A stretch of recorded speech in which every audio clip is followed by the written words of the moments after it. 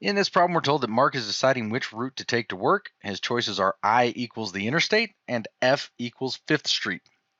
We're told the probability of taking the interstate is 0.44 and the probability of taking 5th Street is 0.56. And the probability of I and F, so a combination of both, equals 0. And we're told that that's because Mark will take only one route to work. There won't be a combination of two different routes to work. So what does this mean? This is an example. We're asked, what is the probability of taking the interstate or taking 5th Street? Now, this is an example of a problem where even though there are a lot of words involved, it really is that simple. And that might be the case sometimes. So if something seems really simple, don't scoff at it being simple, meaning it's not the correct route to take. In this case, we know that he's taking one route or the other. So the probability of I or F.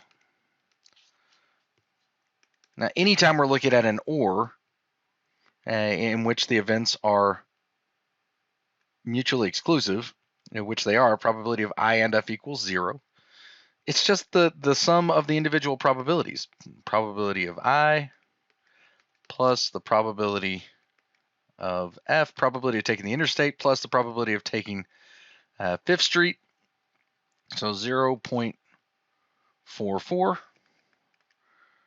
plus 0.56, which equals 1 or 100%.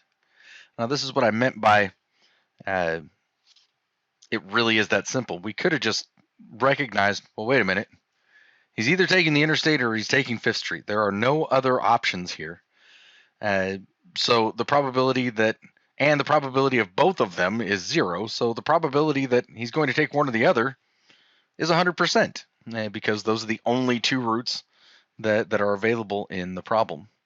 It is safe to write it out like this because technically, especially on some type of standardized exam or an AP exam, if you're taking a statistics exam, they could try to trick you, and these probabilities might not equal 1 because maybe there's a third possibility that they just haven't given in the information. For now, we're not trying to trick you. It really is that simple.